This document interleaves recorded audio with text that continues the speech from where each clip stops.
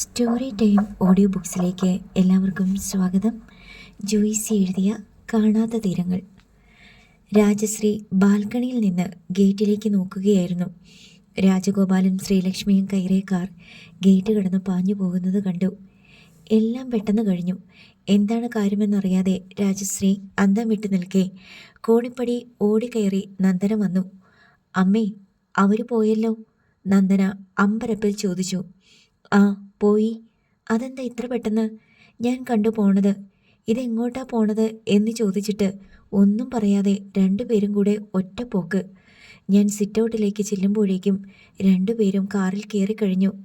എനിക്കും അത്രയൊക്കെ അറിയൂ. ഞാനും ശ്രീലക്ഷ്മിയും കൂടി സ്റ്റെയർ കേസ് കയറുന്നത് നീയും കണ്ടതല്ലേ? ശരിയാണല്ലോ. ആ അങ്കിൾ അച്ഛനുമായിട്ട് ഓഫീസിൽ വന്നിരുന്ന് സംസാരിക്കുമായിരുന്നല്ലോ. പെട്ടെന്ന് എന്താ ഉണ്ടായത്? അച്ഛനോട് ചോദിക്കണം. ചിലപ്പോൾ അവർ തമ്മിൽ കാര്യങ്ങളെല്ലാം പറഞ്ഞു തീർന്നിട്ടുണ്ടാകും. എന്നാലും അങ്ങനെ ഇറങ്ങിപ്പോകുമ്പോൾ ആരെങ്കിലും ആരോടും പോവുകയാണെന്നൊന്നും പറയാതെ പോവുമോ? പിണങ്ങിപ്പോയ പോലെ എനിക്ക് തോന്നിയത്. നമ്മളിവിടെ ഫുഡൊക്കെ അറേഞ്ച് ചെയ്തിരുന്നതല്ലേ അവർക്ക് വേണ്ടി. നിനക്കറിയാവുന്നത്രേ എനിക്കും അറിയൂ. നീ എന്നോട് ചോദിച്ചാൽ ഞാനെന്ത് പറയാനാ? അമ്മ ചെന്ന് അച്ഛനോട് ചോദിക്ക്. രാജഗോപാലിൻ്റെ കാർ മാവേലിക്കര ഹരിപ്പാട് റോഡിലേക്ക് ഇറങ്ങി മറഞ്ഞു കഴിഞ്ഞു.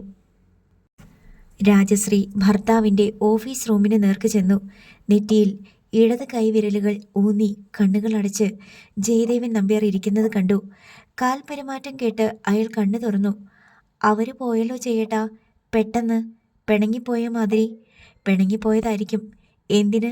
ഞങ്ങൾ തമ്മിൽ സംസാരിച്ച് മുഷിഞ്ഞു. മുഷിയാൻ എന്തുണ്ടായി? നന്ദനെ, നീ എന്തിനാ മുതിർന്നവർ സംസാരിക്കുന്നിടത്ത് വന്ന് നിൽക്കുന്നത്? ജയദേവൻ നമ്പ്യാർ നീരസത്തോടെ ചോദിച്ചു. ഞാൻ പോയിക്കോളാം. വിവരം എന്താണെന്നറിയാൻ വേണ്ടി വന്നതാ.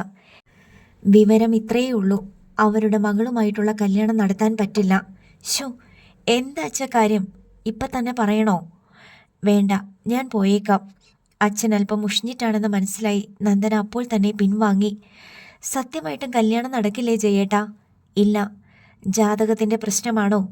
താൻ ആ വാതിലടച്ചേക്ക്. രാജശ്രീ വാതിലടച്ചു. പ്രശ്നം ജാതകത്തിൻ്റെ തന്നെയാണ്. ജാതകവുമായിട്ട് ഒട്ടും പൊരുത്തപ്പെടുന്നില്ലേ? അത് പരിശോധിച്ചാലല്ലേ അറിയാൻ പറ്റൂ. ജയേട്ടന് കുറച്ചൊക്കെ അറിയാലോ. അവരുടെ കുട്ടിക്ക് ജാതകമില്ല, അതാണ് പ്രശ്നം. അന്ന് നമ്മൾ എറണാകുളത്ത് ചെന്നപ്പോൾ അല്ലിമയുടെ ജാതകം കാണാനില്ല. പ്രളയം വന്നപ്പോൾ അങ്ങോട്ടും ഇങ്ങോട്ടും മാറ്റിമറിച്ച് മിസ്സായി എന്നൊക്കെ അവർ വെറുതെ പറഞ്ഞതാ. ജാതകമില്ലെങ്കിൽ നാളെയും ഡേറ്റുമൊക്കെ അറിഞ്ഞാൽ മതിയല്ലോ. അതും അവർക്കറിയില്ലെന്ന്. രാജി, അല്ലിമ അവരുടെ മകളല്ല. രാജശ്രീ അന്താളിച്ച് ഭർത്താവിനെ നോക്കി. വിശ്വാസമായില്ല അല്ലേ? എനിക്കും ആദ്യം ഒരു കടങ്കഥ പോലെയാ തോന്നിയത്. പിന്നെ ആരുടെ മകളാണ്? അതയാൾ പറഞ്ഞില്ല. പറയേണ്ടതല്ലേ മര്യാദ? ഏതെങ്കിലും ബന്ധുവിൻ്റെയോ സുഹൃത്തിൻ്റെയോ ആശ്രിതൻ്റെയോ മകളാണോ എന്ന് ചോദിച്ചു. അതുമല്ലെന്ന് പറഞ്ഞു. പിന്നെ എങ്ങനെ കിട്ടി അവർക്കവളെ? അയാളത് പറയാനൊക്കെ തയ്യാറെടുത്ത് വന്നതാ. പെട്ടെന്ന് അയാൾക്കൊരു വീണ്ടു വിചാരം. എല്ലാം പറഞ്ഞാലും കല്യാണം നടക്കാതിരിക്കുമോന്ന്. ജയേട്ടൻ എന്ത് പറഞ്ഞു? നടക്കില്ലെന്ന് പറഞ്ഞു. ജാതകമില്ലാതെ കല്യാണം നടത്താൻ പറ്റുമോ? അറ്റ്ലീസ്റ്റ് ജനന തീയതിയെങ്കിലും അറിയണ്ടേ? അതും അവർക്കറിയില്ലേ? ഇല്ല. ജയേട്ടൻ അവരോട് ചോദിക്കാമായിരുന്നില്ലേ അവർക്കവളെ എങ്ങനെ കിട്ടിയെന്ന്? ജാതകമില്ലാതെ കല്യാണം നടക്കില്ല, അതൊന്നാമത്തെ കാര്യം. ജനിച്ച തീയതി പോലും അറിയില്ല. അതിന്ന് നമ്മൾ എന്ത് മനസ്സിലാക്കണം? She's an orphan. ഓർഫണോ? ആയിരിക്കാം. അവർക്ക് കുട്ടികളില്ലാതിരുന്ന കാലത്ത് ഏതെങ്കിലും ഓർഫണേജിൽ നിന്ന് അഡോപ്റ്റ് ചെയ്തതാവാം. അല്ലെങ്കിൽ ജനന തീയതി അറിയേണ്ടതാണല്ലോ. ഓർഫണേജിൽ നിന്നാണെങ്കിലും ജനന തീയതി അറിയാൻ പറ്റില്ലേ? അതെങ്ങനെ അറിയും? പ്രസവിച്ച അന്ന് തന്നെയാണോ അമ്മ കുഞ്ഞിനെ ഉപേക്ഷിക്കുന്നത്? അതോ കുഞ്ഞിനെ ഉപേക്ഷിക്കുന്നവർ ജനന തീയതിയും നാളും നക്ഷത്രവും സമയവും കുറിച്ച ഒരു ടാഗ് കുഞ്ഞിൻ്റെ കഴുത്തിൽ കെട്ടിയിടുമോ? ഭർത്താവിൻ്റെ പരിഹാസം രാജശ്രീക്ക് മനസ്സിലായി. ആരുടെ മകളാണെന്ന് പോലും അറിയില്ല അല്ലേ? അതറിയാമെങ്കിൽ ജനന തീയതി അറിയാൻ എന്താ ബുദ്ധിമുട്ട്? ആ ഓർഫണേജ് അറിയാമെങ്കിൽ അതിൻ്റെ ആൾക്കാരുമായി ബന്ധപ്പെട്ട് നോക്കിയാലോ? താൻ എന്തൊക്കെയായി പറയുന്നേ? രാജഗോപാലിൻ്റെ മകളാണെന്ന് വിചാരിച്ചാണ് നമ്മൾ അല്ലിമയും സന്തുവും തമ്മിലുള്ള കല്യാണം ആലോചിച്ചത്. അത് തെറ്റി. ജാതകം ചോദിച്ചപ്പോൾ അതില്ല. ജനിച്ച ഡേറ്റ് അറിയില്ല. ഓർഫനാണെന്ന് വ്യക്തമായി. ഇനി എന്തിനാ നമ്മൾ ബാക്കി കാര്യങ്ങൾ അന്വേഷിക്കുന്നത്? അവരുടെ മകൾ അല്ലെങ്കിൽ തന്നെ ഡിസ്ക്വാളിഫൈഡ് ആയി. സന്തുവിനോട് എന്ത് പറയും? അവൻ വലിയ പ്രതീക്ഷയിലാ. ഓഫീസിലേക്ക് പോകാൻ പോലും മടിയായിരുന്നു. ഞാൻ നിർബന്ധിച്ചാ പറഞ്ഞയച്ചത്. അവനോട് നീ ഇക്കാര്യങ്ങളൊന്നും സംസാരിക്കണ്ട, ഞാൻ പറഞ്ഞോളാം. അല്ലിമയെ അഡോപ്റ്റ് ചെയ്തതാണെന്ന് അറിഞ്ഞാലും അവൻ പിന്മാറുമെന്ന് തോന്നുന്നില്ല. അതുകൊണ്ടാ പറഞ്ഞത് ഞാൻ സംസാരിച്ചോളാമെന്ന്. എന്തായാലും കല്യാണം നടക്കില്ല അല്ലേ? എത്ര തവണ പറയണം അത്? ആ രാജഗോപാലിനോട് ഞാൻ ഒന്നേ പറഞ്ഞുള്ളൂ. അയാൾക്ക് കാര്യം മനസ്സിലായി. അപ്പോൾ തന്നെ സ്ഥലം വിട്ടു. എനിക്ക് വിശ്വസിക്കാൻ പറ്റുന്നില്ല ജയേട്ടാ. ആ പെൺകുട്ടിയെ കണ്ട ഒരു ഓർഫണാണെന്ന് തോന്നുമോ? ആ അച്ഛനും അമ്മയും ഒക്കെ അവളോട് എന്ത് സ്നേഹത്തിലാ. അതൊക്കെ അവരുടെ കാര്യം. നമ്മൾ അതൊന്നും ഓർത്ത് തല പുകയ്ക്കണ്ട ജയേട്ടാ. സന്തു നമ്മുടേതല്ലേ. അവൻ ഇത് തന്നെ മതിയെന്ന് വാശി പിടിച്ചാലോ? നടക്കില്ല. പറഞ്ഞത് മനസ്സിലായില്ലേ? ജയദേവൻ നമ്പ്യാരുടെ സ്വരത്തിൽ ദേഷ്യം കലർന്നു. രാജശ്രീക്ക് മനസ്സിലായി, തൻ്റെ ഭർത്താവ് പറഞ്ഞാൽ അതിനു പിന്നെ മാറ്റമില്ല. പക്ഷേ സന്ദീപിൻ്റെ കാര്യത്തിൽ അവർക്ക് ആശങ്കയുണ്ട്. അച്ഛനും മകനും തമ്മിൽ ഇതുവരെ വലിയ സംഘർഷങ്ങളൊന്നും ഉണ്ടായിട്ടില്ല. ചില പിണക്കങ്ങളും നീരസങ്ങളും അഭിപ്രായ വ്യത്യാസങ്ങളും ഉണ്ടായിട്ടില്ലെന്നല്ല. അച്ഛൻ്റെ ചില കടുംപിടുത്തങ്ങളോട്, ചില യാഥാസ്ഥിതിക നിലപാടുകളോട് സന്ദീപ് എതിർപ്പും അമർഷവും പ്രകടിപ്പിച്ചിട്ടുണ്ട്. അത് പക്ഷേ നേരിട്ടല്ല. അച്ഛനോടുള്ള അമർഷം അമ്മയോട് കലഹിച്ച് തീർക്കുകയായിരുന്നു പതിവ്. സന്ദീപിന് അങ്ങനെ അനിഷ്ടവും അപ്രീതിയും അസ്വാരസ്യങ്ങളും തോന്നിയിട്ടുണ്ടെന്ന് രാജശ്രീ ഭർത്താവിനെ അറിയിച്ചിട്ടുമില്ല. തൻ്റെ പല വിയോജിപ്പുകളും അമ്മ അച്ഛനെ അറിയിക്കണമെന്നും സന്ദീപിന് ആഗ്രഹമുണ്ടായിരുന്നു. അതേപറ്റി സൂചിപ്പിക്കുമ്പോൾ രാജശ്രീ പറയും, അച്ഛനോട് നിനക്ക് എന്തെങ്കിലും പറയാനുണ്ടെങ്കിൽ അത് നേരിട്ട് പറഞ്ഞേക്കണം. എന്തിനാണ് മീഡിയേറ്റർ? നല്ല പോലെ ആലോചിച്ച് രൂപപ്പെടുത്തുന്ന തീരുമാനങ്ങളാണ് ജയദേവൻ നമ്പ്യാരുടേത്. അത് ഉറച്ച തീരുമാനങ്ങളുമാണ്. ദൈവത്തിന് തെറ്റുപറ്റാറില്ല എന്നാണ് ദൈവത്തിൻ്റെ വിശ്വാസം. തെറ്റുപറ്റിയാലും അത് സമ്മതിച്ച് തരികയുമില്ല. ചെയ്യുന്നതെല്ലാം ശരിയാണെന്ന് ഉറപ്പിച്ചാണ് ദൈവം ഓരോന്നും ചെയ്യുന്നത്. രാജശ്രീ വ്യംഗ്യഭാഷയിൽ പറയാറുണ്ട്. മകന് തൻ്റെ ചില നിലപാടുകളിൽ അഭിപ്രായ വ്യത്യാസങ്ങളുണ്ടെന്നും അമ്മയോട് വിമർശന ബുദ്ധിയ അതേപറ്റി പറയാറുണ്ടെന്നും അവൻ്റെ മനസ്സിൽ കലഹമുണ്ടെന്നും ജയദേവൻ നമ്പ്യാർക്ക് അറിഞ്ഞുകൂടാ. താൻ കൽപ്പിക്കുകയോ ഉചിതമായ തീരുമാനമെടുക്കുകയോ ചെയ്യുമ്പോൾ അംഗീകരിക്കുകയും അനുസരിക്കുകയും ചെയ്യാൻ ബാധ്യതപ്പെട്ടവരാണ് തൻ്റെ ഇച്ഛാശക്തിക്ക് അധീനരായിരിക്കുന്നവർ എന്നാണ് എക്കാലത്തും ജയദേവൻ നമ്പ്യാർ വിശ്വസിച്ചു പോന്നത്. അവൻ എന്നെ ഫോണിൽ വിളിച്ചു നോക്കുമ്പോൾ ഞാൻ എന്തു പറയണം? രാജശ്രീ മുറി വിട്ടു പോകാൻ വേണ്ടി വാതിൽ തുറന്നിട്ട് ചോദിച്ചു. എല്ലാം അച്ഛനോട് ചോദിച്ചാൽ മതിയെന്ന് പറഞ്ഞേക്കണം, ഞാൻ സംസാരിച്ചോളാം. ഭർത്താവിൻ്റെ മുന്നിൽ നിന്ന് തിരികെ പോരുമ്പോൾ മനസ്സ് കലുഷമായിരിക്കുന്നതായി രാജശ്രീക്ക് തോന്നി. തെളിനിലാവ് പോലെ ശാന്തവും സ്വച്ഛവുമായിരുന്ന ഗ്രഹാന്തരീക്ഷത്തിലേക്ക് ഒരു ചുഴലിക്കാറ്റ് വീശിയേക്കുമെന്ന ഭീതി. ഇതുവരെ അച്ഛനെ തുറന്നെതിർത്തിട്ടില്ലെങ്കിലും സന്ദീപ് ഇത്തവണ അങ്ങനെയായിരിക്കില്ലെന്ന തോന്നൽ ശക്തമാണ്. ജാതകവും ജന്മനക്ഷത്രവും ജന്മതീയതിയും സമയവും ഒന്നും നോക്കുന്നവനല്ല സന്ദീപ്. രാഹുകോലം പോലും നോക്കുന്നവനല്ല. അച്ഛൻ്റെ അന്ധവിശ്വാസങ്ങളോടുള്ള എതിർപ്പ് അവൻ പ്രകടിപ്പിക്കുന്നത് എന്ത് പ്രവർത്തിക്കും രാഹുകാലത്തിൽ തുടങ്ങിക്കൊണ്ടാണ്. എവിടേക്കെങ്കിലും യാത്ര പോകുന്നെങ്കിൽ സമയം തെറ്റിച്ചാലും രാഹു വരാൻ നോക്കിയിരിക്കും. അമ്മേ, കാലത്തിന് അളവുകോലുകളില്ല. അത് കടന്നു പോകുന്നില്ല. മനുഷ്യനാണ് കടന്നു പോകുന്നത്. അവൻ്റെ ചെറിയ ആയുസ്സുകൊണ്ട് അവൻ കാലത്തിനെ മണിക്കൂറുകളായും ദിവസങ്ങളായും മാസങ്ങളായും വർഷങ്ങളായും അളന്നു കുറിച്ചു വെച്ചിരിക്കുക. സന്ദീപ് തർക്കിക്കുമ്പോൾ രാജശ്രീയും തൻ്റെ അറിവ് വെച്ചൊരു പിടുത്തം പിടിച്ചു നോക്കും. നീ എന്തൊക്കെ പറഞ്ഞാലും പകലും രാത്രിയും ഉണ്ടല്ലോ, ഇല്ലേ? എവിടെ പകലും രാത്രിയും? അമ്മേ, ഭൂമി കറങ്ങുന്നത് കൊണ്ട് ഒരു വശത്ത് വെളിച്ചവും മറുവശത്ത് ഇരുട്ടും നമുക്ക് അനുഭവപ്പെടുന്നതേ ഉള്ളൂ. അമ്മ ഇവിടെ ഇരുന്ന് ഇത് പകലാണെന്ന് പറയുമ്പോൾ ഭൂമിയുടെ മറുവശത്ത് രാത്രിയാ. ഇവിടെ രാത്രിയാണെന്ന് പറയുമ്പോൾ മറുവശത്ത് പകലും.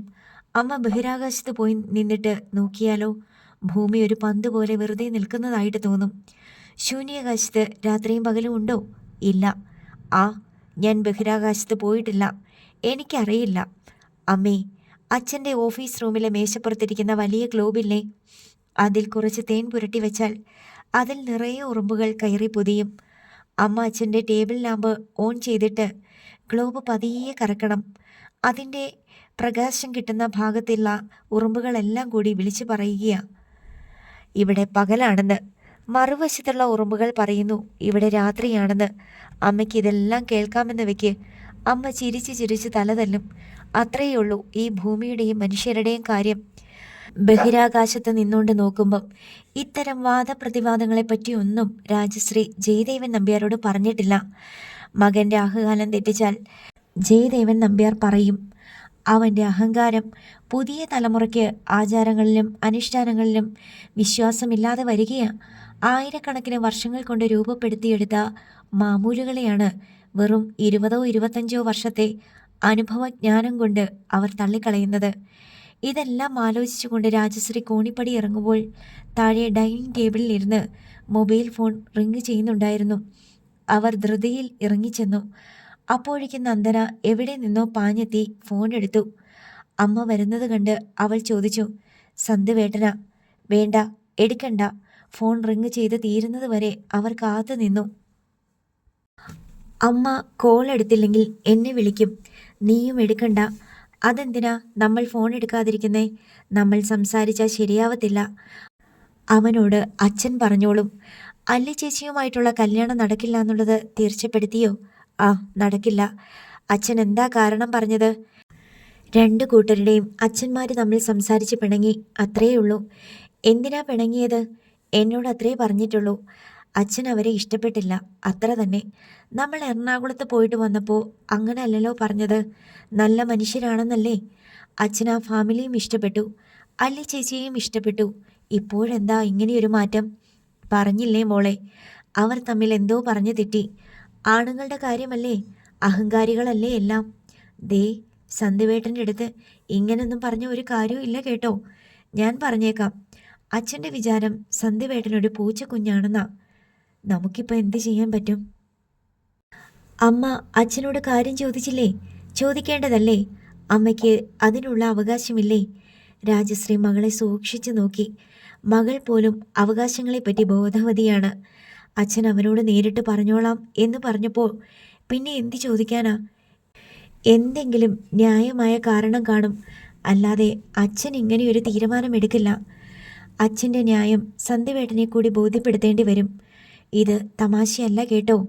നന്ദന മുന്നറിയിപ്പ് നൽകി. വീണ്ടും രാജശ്രീയുടെ മൊബൈൽ ഫോണിലേക്ക് സന്ദീപിൻ്റെ കോൾ വന്നു. നന്ദന അർദ്ധഗർഭമായി അമ്മയെ നോക്കി. ഇത് റിങ് ചെയ്ത് തീരുമ്പോൾ ഞാൻ സ്വിച്ച് ഓഫ് ചെയ്ത് വെക്കും, രാജശ്രീ പറഞ്ഞു.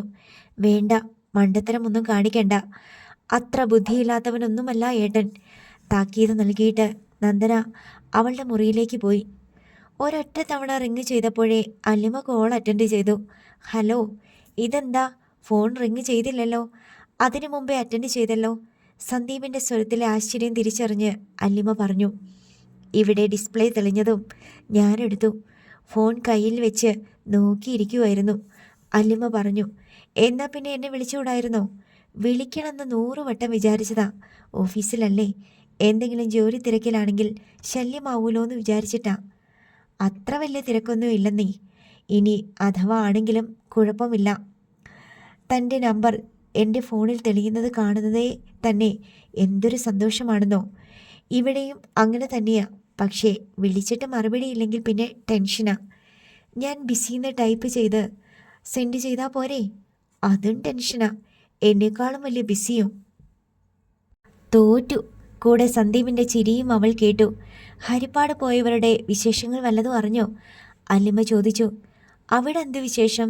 നമ്മുടെ പാരൻസ് 4 പേരും കൂടി ഒത്തുകൂടി വിവാഹ നിശ്ചയത്തിനും വിവാഹത്തിനും ഒരു ഏകദേശ തീയതി നിശ്ചയിക്കുന്നു. ചായ സൽക്കാരം കഴിഞ്ഞ് സന്തോഷമായിട്ട് പിരിയുന്നു. എല്ലാം നമുക്കറിയാലോ. പിന്നെ ഇതൊക്കെ ഓരോരോ ചടങ്ങുകളല്ലേ. കല്യാണ തീയതിയൊക്കെ ഇപ്പോൾ ഏകദേശം തീരുമാനിച്ച് കാണുമല്ലേ? എന്നായിരിക്കും മാരേജ്? ഗസ്റ്റ് ചെയ്യാൻ പറ്റുമോ? തമാശ മട്ടിൽ സന്ദീപ് ചോദിച്ചു. എൻ്റെ എക്സാം കഴിഞ്ഞ ഉടനെ, മെയ് മാസം. നമുക്കൊരു വർഷം പ്രേമിച്ചിട്ട് കെട്ടിയാൽ പോരെ? അതല്ലേ സുഖം?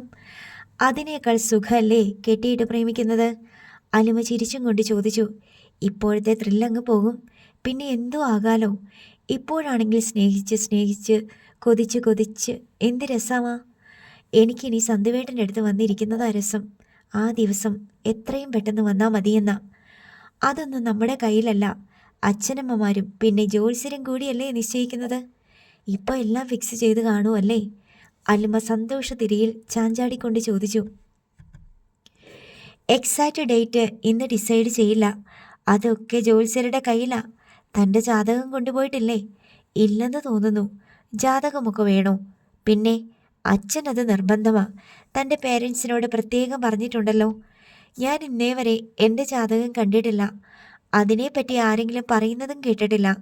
ജാതകമൊന്നും എഴുതി വെച്ചിട്ടില്ലെന്നാണ് എനിക്ക് തോന്നുന്നത്. ജാതകമില്ലെങ്കിൽ പണി പാളുമേ. ഇല്ലാതെ വരില്ലടോ, തനിക്കറിയാഞ്ഞിട്ടാ. ഡേറ്റ് ഓഫ് ബർത്ത് എന്തായാലും ഉണ്ടാവുമല്ലോ. സർട്ടിഫിക്കറ്റുകളിലെ ഡേറ്റ് ഓഫ് ബർത്ത് മതിയോ? പക്ഷേ അത് ശരിയാവണമെന്നുണ്ടോ? പ്രസവം കഴിയുമ്പോൾ ഹോസ്പിറ്റൽ അതോറിറ്റി പഞ്ചായത്തിലോ മുനിസിപ്പാലിറ്റിയിലോ ഇൻറ്റിമേഷൻ കൊടുക്കുന്നതനുസരിച്ചല്ലേ ബർത്ത് സർട്ടിഫിക്കറ്റ് തയ്യാറാക്കുന്നത്.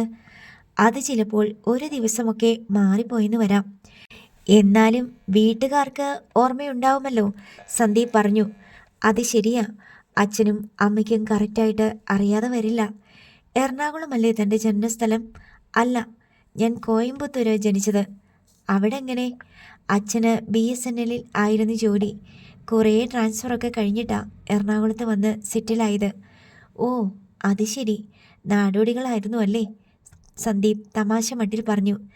സെൻട്രൽ ഗവൺമെൻറ്റിൻ്റെ എംപ്ലോയി അല്ലേ, ഓടാതിരിക്കാൻ പറ്റുമോ? അത് ശരിയാ. ചായ കഴിച്ചോടി തങ്കമണി. തങ്കമണിയോ? അതാരാ? നിനക്ക് ഞാൻ ഒരുപാട് പേരുകൾ ഇട്ടിട്ടുണ്ട്. അതിലൊരെണ്ണം മാത്രമാ തങ്കമണി. ഇന്നലെ എന്നെ കുഞ്ഞുറുമ്പേന്ന് വിളിച്ചല്ലോ. അതോ എൻ്റെ ഹൃദയത്തിൽ കൂടി അരിച്ചരിച്ച് നടക്കുന്നത് കൊണ്ടാ ഇടയ്ക്കറിയാത്ത മട്ടിലൊരു കടിയും. ഞാനോ? അല്ല, കുഞ്ഞുറുമ്പ്. ചോദിച്ചതിന് മറുപടി പറ. കഴിച്ചോ? ഞാൻ ചായ ഉണ്ടാക്കിയില്ല, മടി പിടിച്ചിരിക്കുക. ഫോണിലോട്ട് നോക്കിക്കൊണ്ട്. അവിടെ എങ്ങനെയാ? ഞങ്ങൾക്ക് ക്യാൻറ്റീനിൽ നിന്ന് ചായ കൊണ്ടുവന്ന് തരും. ഭാഗ്യം. വീട്ടിലോട്ടൊന്ന് വിളിച്ചു വിടായിരുന്നോ? അവിടെ എന്തായിന്നറിയാൻ. അമ്മയെ 2 തവണ വിളിച്ചു. അമ്മ എടുത്തില്ല. ഫോൺ വല്ലയിടത്തും കൊണ്ടുവച്ചിട്ട് അമ്മ അക്കാര്യം മറന്നുപോകും. അതല്ലെങ്കിൽ തിരക്കിലായിരിക്കും. എന്തായാലും ഞാൻ ഒന്നുകൂടെ വിളിക്കുന്നുണ്ട്. എന്നിട്ട് എന്നോട് പറയണേ. തന്നോടല്ലാതെ പിന്നെ വേറെ ആരോട് പറയാൻ? എന്നാ വിളിക്ക്, ഞാൻ വെയിറ്റ് ചെയ്യാം. ഓക്കെ. അടുത്ത നിമിഷം കോൾ കട്ടായി. അല്ലിമ ഊറി വന്നൊരു പുഞ്ചിരി മനസ്സിലിട്ട് നുണഞ്ഞുകൊണ്ട് ഫോണിലേക്ക് നോക്കിയിരുന്നു. ആലപ്പുഴ കഴിഞ്ഞു. ഹരിപ്പാട്ട് നിന്ന് പോന്ന ശേഷം ഒരക്ഷരം പോലും സംസാരിച്ചിട്ടില്ല ശ്രീലക്ഷ്മിയും രാജഗോപാലും. രണ്ടുപേരുടെയും മനസ്സ് സംഘർഷഭരിതമാണ്. കല്യാണം നടക്കില്ല എന്ന് രാജഗോപാൽ തീർത്ത് പറഞ്ഞ ശേഷം കൂടുതൽ എന്തെങ്കിലും ചോദിക്കാൻ ശ്രീലക്ഷ്മിക്ക് ധൈര്യം വന്നില്ല. എങ്കിലും അവർക്ക് ഊഹിക്കാൻ കഴിയുന്നുണ്ട്, ജാതകമായിരിക്കണം പ്രശ്നം. ജയദേവൻ നമ്പ്യാർ അതിലൊക്കെ കടുത്ത വിശ്വാസക്കാരനാണെന്ന് ഊണുമുറിയിലിരുന്ന് സംസാരിക്കുന്നതിനിടയിൽ രാജശ്രീ പറയുന്നുണ്ടായിരുന്നു. അപ്പോഴേ ഒരു അശുഭചിന്ത മനസ്സിൽ കൂടിയതാണ്. പാതിരപ്പള്ളി പിന്നിട്ട് കാർ ഓടിക്കൊണ്ടിരുന്നു. ഒടുവിൽ ശ്രീലക്ഷ്മി തന്നെ മൗനം ഭേദിച്ചു. നമ്മൾ വീട്ടിൽ ചെന്നിട്ട് അല്ലിമോളോട് എന്ത് പറയണം? സിവിൽ സർവീസിനുള്ള പ്രിപ്പറേഷൻ കണ്ടിന്യൂ ചെയ്തോളാൻ പറഞ്ഞേക്കണം. രാജഗോപാൽ പരുഷസ്വരത്തിൽ പറഞ്ഞു. കല്യാണക്കാരൻ ചോദിച്ചാലോ? നടക്കില്ലെന്ന് പറ. കാരണം ചോദിക്കില്ലേ അവൾ? അവളുടെ ജാതകം നമ്മുടെ കയ്യിലില്ല. ജാതകമില്ലാത്തത് കൊണ്ട് കല്യാണം നടത്താൻ സന്ദീപിൻ്റെ അച്ഛന് താല്പര്യമില്ല. അത്രയും പറഞ്ഞാൽ മതി. അത്രയും കൊണ്ട് എല്ലാം അവസാനിക്കുമോ രാജേട്ടാ? അല്ലിമോളും സന്ദീപും ശരിയായ കാരണം എന്തെന്നറിയാതെ പിന്മാറുമോ? അതറിയില്ല. അല്ലിമോൾ നമ്മുടെ മോളല്ലെന്ന വിവരം ആരോടും പറയാതെ രഹസ്യമാക്കി വെച്ചോളാമെന്ന് ജഡ്ജി സമ്മതിച്ചോ? ഇല്ല. അയാൾ ഒരു മൊശടനാണെന്ന് അയാൾ തന്നെ പറഞ്ഞു. അയാൾ ആ സത്യം വെളിപ്പെടുത്തുക മാത്രമല്ല, എനിക്കെതിരെ ആൾമാറാട്ടത്തിന് കേസ് കൊടുക്കുമെന്നും കൂടി പറഞ്ഞു. അയാൾക്ക് എന്താ പ്രശ്നം? എനിക്കറിഞ്ഞുകൂടാ. ചില മനുഷ്യരങ്ങനെയാ. അവരുടേതായ വിശ്വാസങ്ങളിൽ മുറുകെ പിടിക്കും. അതുകൊണ്ട് ആർക്കൊക്കെ നാശമുണ്ടാകും, ദുഃഖമുണ്ടാകും, ദുരിതമുണ്ടാകും എന്നൊന്നും ചിന്തിക്കില്ല. അവനവന് പോലും ദോഷമല്ലാതെ ഗുണമൊന്നും ഇല്ലെങ്കിലും അവർ പിടിവിടില്ല. അങ്ങനെ ഒരാളാണ് ജഡ്ജി അദ്ദേഹം. എൻ്റെ പേടി അതൊന്നുമല്ല ജയേട്ടാ. അലിമ എങ്ങനെയെങ്കിലും സത്യം അറിയില്ലേ? അതറിഞ്ഞാൽ അവൾക്കുണ്ടാകുന്ന ഷോക്ക് എത്ര ഭയങ്കരമായിരിക്കും. അറിയട്ടെ, അനുഭവിക്കട്ടെ. അവൾ തന്നെ വരുത്തി വെച്ചതല്ലേ. നമ്മൾ എത്ര തവണ പറഞ്ഞു വേണ്ട വേണ്ടാന്ന്. രാജേട്ടൻ ഇങ്ങനെ പറയല്ലേ. എനിക്ക് തന്നെ പേടിയാകുന്നു. നമ്മുടെ വീടൊരു ഭൂകമ്പം നടന്ന പോലെയാകും. നമ്മൾ കെട്ടിപ്പൊക്കിക്കൊണ്ടുവന്നതെല്ലാം പൊളിഞ്ഞു പോകും. ആർക്കും സന്തോഷമോ സമാധാനമോ ഉണ്ടാവില്ല. നമുക്ക് എന്ത് ചെയ്യാൻ പറ്റും ലക്ഷ്മി? ഭൂതത്തിനെ കുടത്തീന്ന് തുറന്നു വിട്ടു പോയില്ലേ? സംസാരിക്കുന്നതിനിടയിൽ രാജഗോപാലിൻ്റെ ഫോണിലേക്ക് അലിമയുടെ കോൾ വന്നു. ഡിസ്പ്ലേ നോക്കിയിട്ട് രാജഗോപാൽ അത് അവഗണിച്ചു. ശ്രീലക്ഷ്മി വർദ്ധിച്ച നെഞ്ചിടിപ്പോടെ അതിലേക്ക് തന്നെ നോക്കിക്കൊണ്ടിരുന്നു. സന്ദീപ് കുറേ തവണ രാജശ്രീയുടെ ഫോണിലേക്ക് വിളിച്ചു നോക്കി. ഫോൺ റിങ് ചെയ്യുന്നുണ്ട്, ആരും എടുക്കുന്നില്ല. അമ്മയുടെ രീതി അങ്ങനെയാണ്, ഫോൺ കയ്യിൽ കൊണ്ടു നടക്കും. രണ്ട് കൈയും ഉപയോഗിക്കേണ്ടി വരത്തക്ക വിധം എന്തെങ്കിലും ചെയ്യേണ്ടി വരുമ്പോൾ ഫോൺ അവിടെ എവിടെയെങ്കിലും വെക്കും. അത് ചിലപ്പോൾ മതിലിന്മേലാകാം, ഗേറ്റിൻ്റെ തൂണിന്മേലാകാം, പുറത്തെ കുളിപ്പുരയിലാകാം.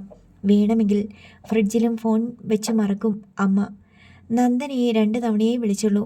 അവൾ ട്യൂഷന് പോയിട്ടുണ്ടാകുമെന്ന് സന്ദീപ് കണക്ക് കൂട്ടി.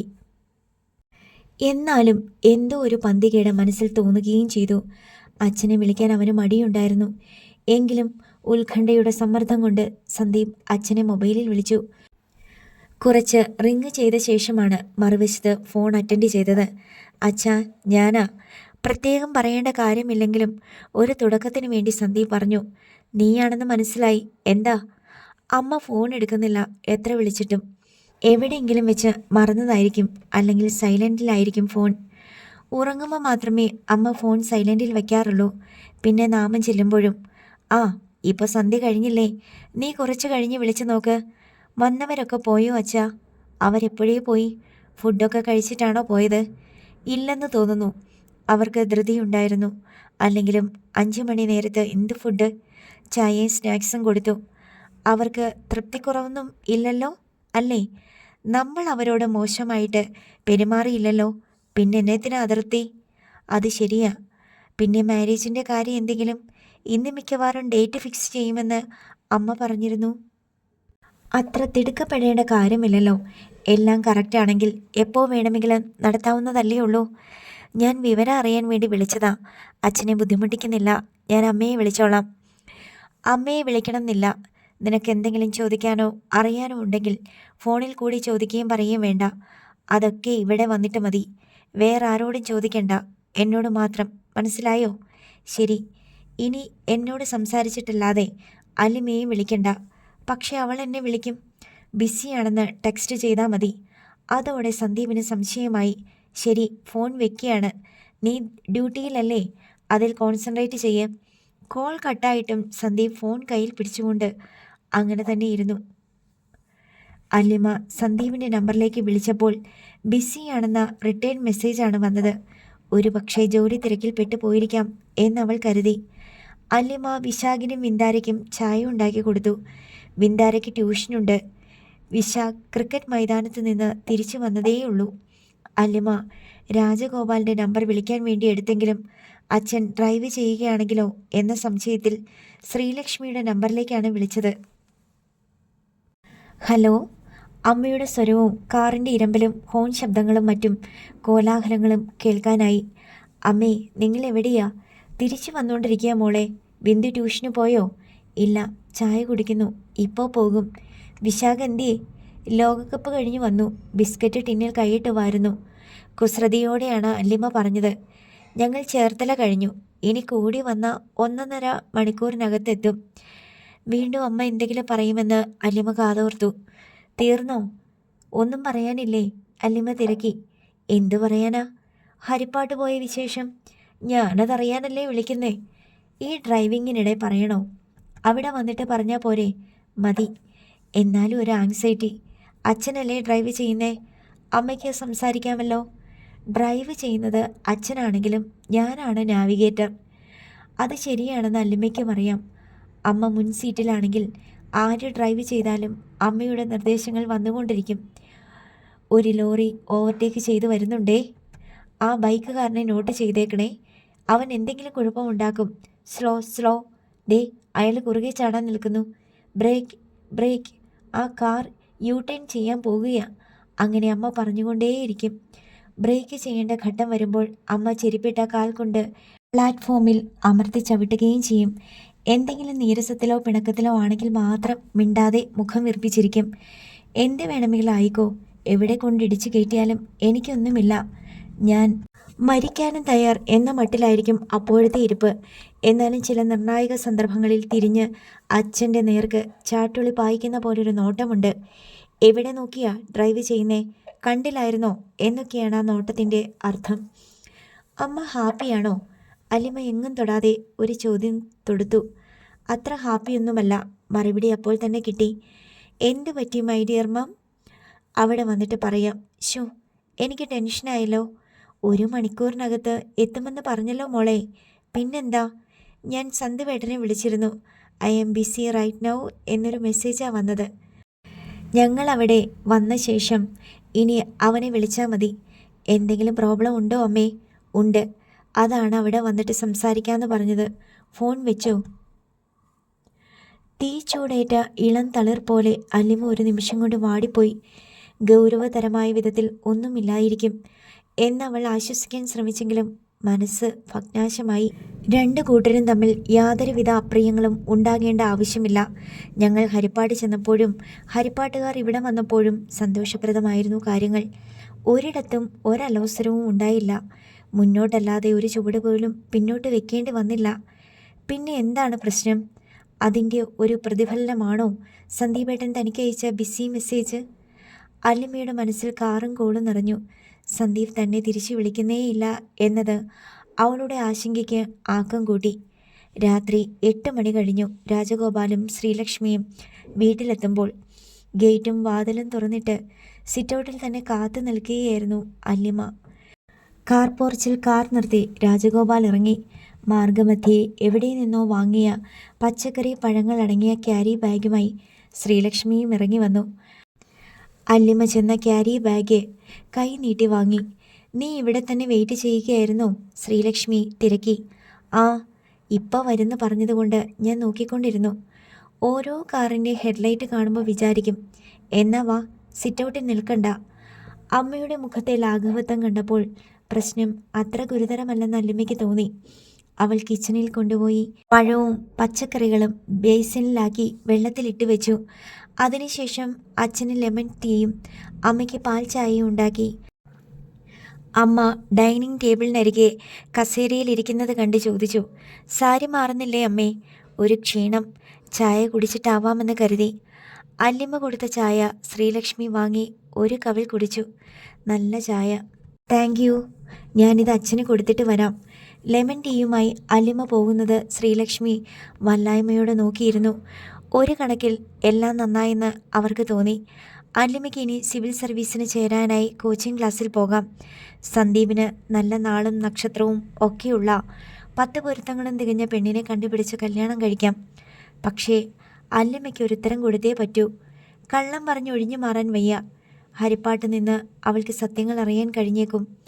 വാസ്തവത്തിൽ സന്ദീപും അവൻ്റെ മാതാപിതാക്കളും ചേർന്ന് തങ്ങളെ വല്ലാത്തൊരു കെണിയിൽപ്പെടുത്തിയിരിക്കുകയാണെന്ന് ശ്രീലക്ഷ്മി വിചാരിച്ചു. ആർക്കും ഒരു ദ്രോഹവും ചെയ്യാതെ വെറുതെ ഇരുന്ന് തങ്ങളെ വലിച്ചിഴച്ച് കൊണ്ടുപോയി ഒരു കുഴിയിൽ വീഴ്ത്തിയിട്ട് ശിക്ഷിക്കാൻ പോവുകയാണ്. എന്ത് കുറ്റം ചെയ്തിട്ട്? അവരങ്ങനെ ചെയ്യാൻ പാടുണ്ടോ? ദുഷ്ടക്കൂട്ടങ്ങൾ. ശ്രീലക്ഷ്മി മുഷ്ടി മുറുക്കി അടഞ്ഞുകിടന്ന വാതിലിന് മുന്നിൽ നിന്ന് അലിമ അച്ഛനെ വിളിച്ചു. രാജഗോപാൽ വാതിൽ തുറന്നു. ഞാനോർത്തു അച്ഛൻ ഡ്രസ് മാറുവാണെന്ന്. ഇതെന്താ? ഇത്രയും ദൂരം അങ്ങോട്ടും ഇങ്ങോട്ടും ഡ്രൈവ് ചെയ്തു വന്നതല്ലേ മോളെ? ഒന്ന് നടുനീർക്കാമെന്ന് വെച്ചു. ക്ഷീണം. ഈ ലെമൺ ടീ കുടിക്ക്. പോയ എനർജിയൊക്കെ പെട്ടെന്ന് ഇങ്ങ് വരും. ഗ്ലാസ് അച്ഛൻ്റെ കയ്യിൽ കൊടുത്തിട്ട് അല്ലിമ തിരികെ അമ്മയുടെ മുന്നിൽ വന്നു. മേശമേൽ 2 കൈയും ഊന്നി നിന്ന് ചോദിച്ചു, എന്താ അമ്മേ പ്രോബ്ലം? അതച്ഛൻ പറയും മോളെ. അമ്മയ്ക്കറിയില്ലേ? എനിക്കറിയാം. എന്നാലും അച്ഛനെ അത് വേണ്ട പോലെ പറയാൻ പറ്റൂ. സീരിയസ് ആണോ? നമുക്ക് നിസ്സാരമാണ്. പക്ഷേ അവരത് സീരിയസ് ആയിട്ടാണ് കാണുന്നത്. പരിഹരിക്കാൻ പറ്റാത്ത പ്രശ്നമൊന്നുമല്ലല്ലോ. ഒരിക്കലുമല്ല. പക്ഷേ അവർ മനസ്സ് വെക്കണം. നമുക്കൊന്നും ചെയ്യാനില്ല. ഇത് വലിയ കടങ്കഥയാണല്ലോ. അച്ഛനോട് ചെന്ന് ചോദിക്കട്ടെ? അച്ഛൻ നിന്നെ വിളിക്കും. അല്ലിമ അമ്മയുടെ മുഖത്തേക്ക് ഇമ വെട്ടാതെ നോക്കിക്കൊണ്ടിരുന്നു. ചായ കുടിച്ചു കഴിഞ്ഞ് ശ്രീലക്ഷ്മി ഡ്രസ് മാറട്ടെ എന്ന് പറഞ്ഞ് എഴുന്നേറ്റ് പോയി. പക്ഷേ അവർ കിച്ചണിലേക്കാണ് പോയത്. മോളെ. അച്ഛൻ്റെ വിളിയൊച്ച കേട്ട് അവൾ മുഖം തിരിച്ചു നോക്കി. വാതിൽക്കൽ അച്ഛൻ നിൽക്കുന്നു. അയാൾ കൈ കാട്ടി വിളിച്ചു. അല്ലിമ അങ്ങോട്ട് ചെന്നു. നിന്നോട് ഇത്തിരി പ്രൈവറ്റായിട്ട് സംസാരിക്കാൻ വേണ്ടിയാ. അല്ലിമ മുറിയിലേക്ക് കയറി. രാജഗോപാൽ വാതിൽ ചാരി. മുഖവുരയില്ലാതെ അയാൾ പറഞ്ഞു തുടങ്ങി. ഇതിപ്പോൾ നമ്മൾ അങ്ങോട്ട് ആലോചിച്ച് ചെന്ന ഒരു പ്രപ്പോസലല്ല. നമ്മളെ തേടി ഇങ്ങോട്ട് വന്നതാ. നമ്മൾ വേണ്ടെന്ന് പറഞ്ഞിട്ടും ഇങ്ങോട്ട് നിർബന്ധിച്ചുകൊണ്ട് വന്നതാ. ശരിയല്ലേ? അതെല്ലാം ശരിയാണച്ചാ. നിന്നെ ഇഷ്ടപ്പെട്ടിട്ടാണ് സന്ദീപ് വന്നത്.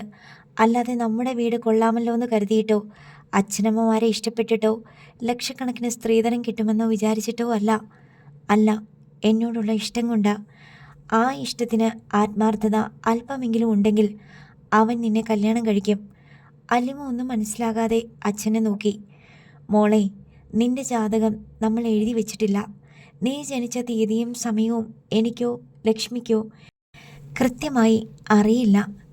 എൻ്റെ ബർത്ത് സർട്ടിഫിക്കറ്റിൽ ഉണ്ടല്ലോ അച്ഛാ, അതിലുണ്ടല്ലോ ഡേറ്റ്. അത് ശരിയല്ല, ഡേറ്റ് മാറിപ്പോയിട്ടുണ്ട്. അതെങ്ങനെ സംഭവിച്ചു? എനിക്കറിയില്ല. ഹോസ്പിറ്റലിൽ നിന്ന് ഇൻറ്റിമേഷൻ കൊടുക്കുമ്പോൾ പറ്റുന്ന മിസ്റ്റേക്ക് ആകാം. അവർക്ക് മിസ്റ്റേക്ക് ഉണ്ടായാലും അച്ഛനും അമ്മയ്ക്കും എങ്ങനെ തെറ്റ് പറ്റും? അങ്ങനെ ചോദിച്ചാൽ എനിക്കൊരു ഉത്തരം പറയാനാവില്ല. ഒരു കൺഫ്യൂഷൻ ഉണ്ടായി. അതെങ്ങനെ സംഭവിച്ചെന്ന് ഞങ്ങൾക്ക് രണ്ടുപേർക്കും അറിയില്ല. എന്നാലും സ്വന്തം മോളുടെ ജനനത്തീയതിയും ജനിച്ച സമയവും ഒക്കെ മറന്നു പോകുമോ അച്ഛാ? ഹോസ്പിറ്റൽ റെക്കോർഡ്സ് ഉണ്ടാവില്ലേ? ഞാനും ലക്ഷ്മി അന്ന് അന്യ സംസ്ഥാനത്തായിരുന്നില്ലേ? ഹോസ്പിറ്റൽ റെക്കോർഡ്സ് എങ്ങനെയോ നഷ്ടപ്പെട്ടു. ശരിക്കും മറവിയല്ല സംഭവിച്ചത്. ഒരാശയക്കുഴപ്പം വന്നു. ശരിക്കുള്ള തീയതി അതാണോ ഇതാണോ എന്ന്.